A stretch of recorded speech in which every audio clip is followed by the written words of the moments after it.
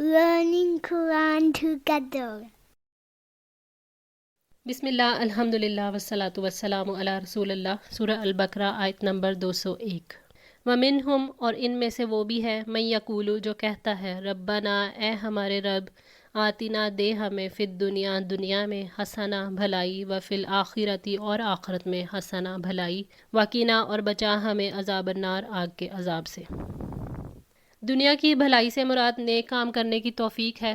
دنیا کا مال اس طرح مانگنا کہ اس میں بھلائی شامل ہو جائے، مثلا عافیت، نیک بیوی، کشادہ گھر، فراغ روزی، مفید علم، نیک عمل، برکت والی سواری، اور عزت اور آبرو، اور دنیا کی تمام آرامدہ چیزیں، یہ سب دنیا کی بھلائی ہیں۔ وفی الآخرتی حسنہ، اور آخرت میں بھی بھلائی عطا فرما۔ آخرت کی بھلائی ہے اعلیٰ درجے کی جنت کا مل جانا، جنت الفردوس۔ آخرت کی بھلائی کا آغاز گھبراہٹ سے نجات کا ملنا، پھر حساب کا آسان ہونا، اعمال سیدھے ہاتھ میں ملنا، اور آخر میں پھر جنت الفردوس میں پہنچنا اور اللہ تعالیٰ کی رضا کا مل جانا ہے۔ سب سے بہترین ہے یہ دعا کہ انسان اللہ تعالیٰ سے دعا کرے کہ جو دنیا میں میرے لیے بہتر ہو وہ دنیا میں عطا کر دے، اور جو آخرت میں میرے لیے آپ کے نزدیک بہتر ہو وہ آخرت میں عطا کر دے، اور اپنی ناراضگی سے ہمیں بچا لے۔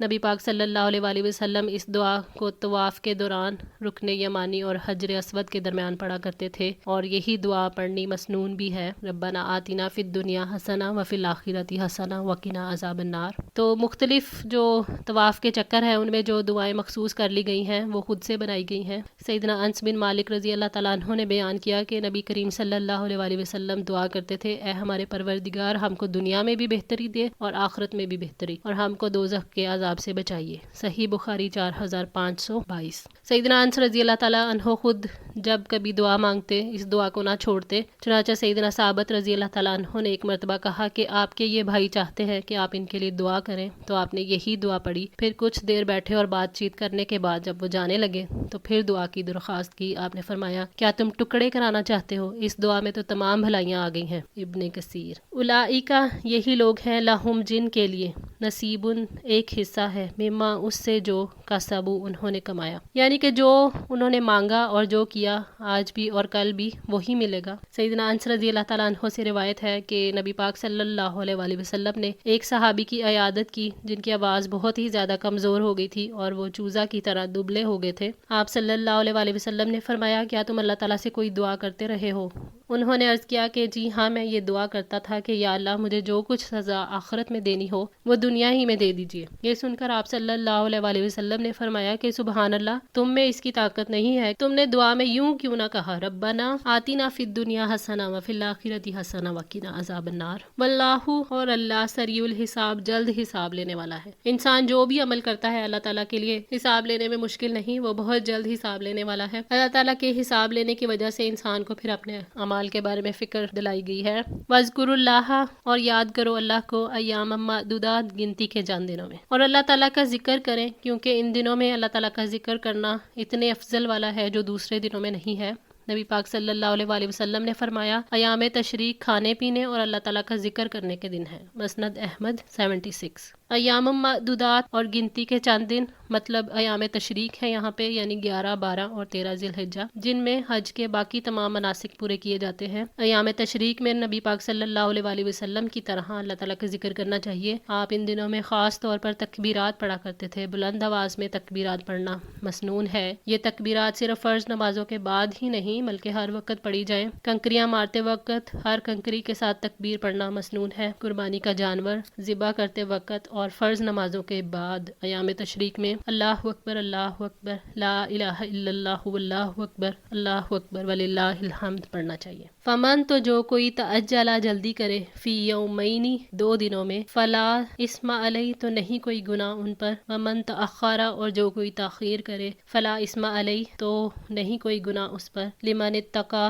اس کے لیے جو تقوی کرے۔ پھر جو شخص 2 دن میں جلدی کرتا ہے، یعنی کہ ایام تشریق میں منا سے مکہ واپسی، خواہ 12 کو ہو یا 13 ذی الحجہ کو، فلا اسم علیہ، تو اس پر کوئی گناہ نہیں، یعنی دونوں صورتوں میں حرج کی کوئی بات نہیں۔ ومن تأخر فلا اسم علیہ، اور جو تاخیر کرے اس پر بھی کوئی گناہ نہیں۔ اصل اہمیت تعداد میں کمی یا اضافے کی نہیں بلکہ اس کی ہے کہ ان دنوں میں تمہارا اللہ کے ساتھ تعلق کیسا تھا، تم نے کیسے اس کو یاد کیا، کیسے اس کی بڑائی بیان کی، اور کیسے اس سے دعائیں کرتے رہے ہو۔ لمن اتقی، جس نے تقوی اختیار کیا، جس نے ہر معاملے میں اللہ تعالیٰ کا تقوی اختیار کیا اس کے لیے ہر معاملے میں حرج کی پھر نفی ہو جاتی ہے۔ واتقوا اللہ، اور ڈرو اللہ سے، واعلموا، اور جان لو، انکم، بے شک تم، الیہ، اسی کی طرف تحشرون، جمع کیے جاؤ گے۔ اور اللہ تعالیٰ سے ڈرو، اللہ تعالیٰ سے ثواب کی امید کے ساتھ اس کے احکامات پر عمل کرو اور اس سے عذاب کے خوف سے منع کیے ہوئے کاموں سے رکو، اور جان لو کہ یقیناً تم اس کی طرف جمع کیے جاؤ گے۔ حج ختم ہونے کے بعد لوگوں نے گھروں کو واپس جانا ہوتا ہے، اس لیے فرمایا اللہ تعالیٰ سے ڈرتے رہو، تمہیں ایک دن اسی کے سامنے جمع ہونا ہے۔ اللہ تعالیٰ نے میدان عرفات، مزدلفہ کی رات اور حج کے مختلف مقامات پر جو لوگوں کا اجتماع ہوتا ہے اس سے آخرت کے بڑے اجتماع یعنی حشر میں اکٹھے ہونے کو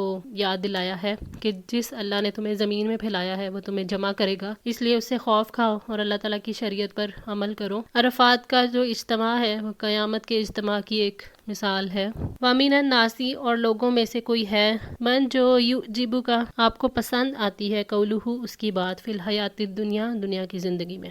اور لوگوں میں سے کوئی ہے، پچھلی آیات میں دو قسم کے لوگوں کا ذکر کیا گیا تھا، ایک وہ جو دنیا کا طلبگار ہے اور دوسرا آخرت کا۔ اب اللہ تعالیٰ نے ایسے شخص کے حال کے بارے میں خبر دی ہے جو زبان سے ایسی بات کرتا ہے کہ اس کا عمل اس کی مخالفت کرتا ہے، جس کی بات دنیا کی زندگی میں آپ کو پسند آتی ہے، یعنی جب وہ بات کرتا ہے تو اس کی بات آپ کو اچھی لگتی ہے اور آپ سمجھتے ہو کہ بڑی نفع والی بات ہے۔ مصلحت پسند لوگوں کی باتیں جو ہیں وہ سب کو اچھی لگتی ہیں کیونکہ وہ لوگوں کی پسند کے مطابق بات کرتا ہے، وہ یہ نہیں دیکھتا کہ صحیح کیا ہے اور غلط کیا، صرف زبان سے خوبصورت باتیں کرتا ہے، ایسی باتیں جو کہ پسند کی جاتی ہیں لوگوں میں۔ اللہ تعالیٰ کا فرمان ہے وَإِذَا رَأَيْتَهُمْ تُعْجِبُكَ أَجْسَامُهُمْ وَإِن يَقُولُوا تَسْمَعَ لِقَوْلِهِمْ، اور جب آپ انہیں دیکھیں تو ان کے جسم آپ کو اچھے لگیں گے اور اگر وہ بات کریں تو آپ ان کی بات سنتے رہ جاؤ گے۔ سورہ المنافقون آیت نمبر 4۔ نبی پاک صلی اللہ علیہ وسلم نے ارشاد فرمایا کہ آخری زمانے میں ایسے لوگ نکلیں گے جو دین کے ذریعے دنیا حاصل کریں گے اور تواضع ظاہر کرنے کے لیے بھیڑوں کی کھالوں کے کپڑے پہنیں گے، ان کی زبانیں شکر سے زیادہ میٹھی ہوں گی اور ان کے دل بھیڑیوں کی طرح ہوں گے۔ اللہ تعالیٰ فرماتے ہیں کیا یہ لوگ میرے حلم سے دھوکہ کھاتے ہیں یا مجھ پر جرأت کرتے ہیں؟ میں اپنی قسم کھاتا ہوں کہ میں ان لوگوں پر انہی میں سے ایسا فتنہ بھیجوں گا جو ان میں ہوش مند عقل والا ہوگا اسے بھی حیران کر دے گا۔ ترمذی۔ وَيُشْهِدُ اللَّهَ، وہ اللہ تعالیٰ کو گواہ بناتا ہے، عَلَى مَا فِي قَلْبِهِ، جو اس کے دل میں ہے،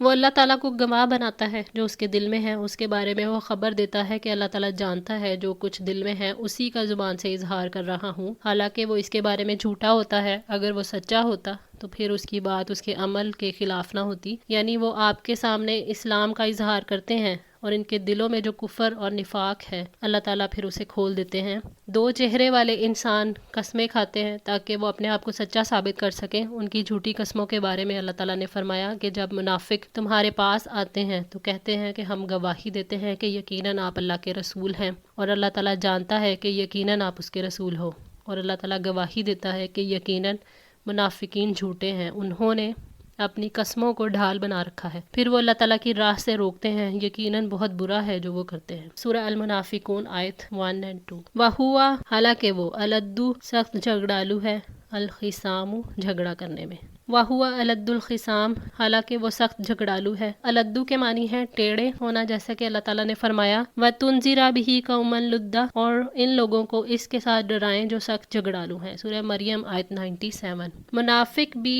جھگڑے میں سیدھی بات پر نہیں رہتے، وہ حق سے دور چلے جاتے ہیں اور الزام تراشیاں کرتے ہیں، یعنی ایسے کسی شخص سے جب بحث کریں تو اس میں سرکشی اور سخت جھگڑا پن نظر آتا ہے، جبکہ ان کے مقابلے میں مومن جو ہے وہ نرم مزاج اور آسان ہوتا ہے۔ نبی صلی اللہ علیہ وسلم نے فرمایا اللہ تعالیٰ کے نزدیک سب سے بڑا دشمن وہ ہے جو سخت جھگڑالو ہے۔ صحیح بخاری 4523۔ جھگڑالو سے مراد یہاں پہ منافق ہے، اور ایک دوسری حدیث میں ہے کہ منافق آدمی جب جھگڑا کرتا ہے تو بد کلامی پر اتر آتا ہے۔ صحیح مسلم 34۔ وَإِذَا، اور جب، تولا، وہ منہ موڑتا ہے، سعی، وہ کوشش کرتا ہے، فی الارض، زمین میں، لیفسدا، کہ وہ فساد کرے، فیہا، اس میں۔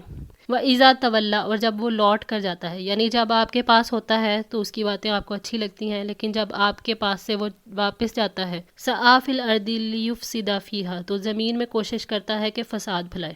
وہ گناہ اور نافرمانی کے کاموں میں پھر لگ جاتا ہے جن سے زمین میں فساد پھیلتا ہے۔ زمین میں فساد شرک سے، پروپیگنڈا کرنے سے، اپنے ذاتی فائدوں کی خاطر دوسروں کا نقصان کرنے سے، اپنی قیادت کی خاطر پوری قوم کے مفادات کو داؤ پر لگا دینا، اپنے مفاد کی خاطر ایسی سرگرمیاں کرنا جو کہ تخریب کاری پیدا کرنے والی ہوں، اور یا پھر کسی چینل پر ایسے پروگرام لگانا کہ جو لوگوں کو صحیح باتوں سے دور کریں، کسی مصیبت پر فلاح و بہبود کے نام پر ایسے پروگرام کرنا جو کہ حقیقتاً بے حیائی کو فروغ دیتے ہوں، یہ سب پھر فساد پھیلانے کے طریقے ہیں۔ وَيُهْلِكَ اور وہ ہلاک کرے، الْحَرْثَ کھیتی کو، وَالنَّسْلَ اور نسل کو۔ منافق کی باتیں میٹھی اور کام بدترین ہوتے ہیں کیونکہ ان کا عقیدہ خراب ہوتا ہے۔ زمین میں فساد کے باعث کھیتیاں، باغات اور مویشی تباہ ہو جاتے ہیں یا ان میں کمی ہو جاتی ہے۔ عطا رحمۃ اللہ نے کہا کہ اللہ تعالیٰ کے ارشاد یہلک الحرث والنسل میں نسل سے مراد جانور ہے، صحیح بخاری۔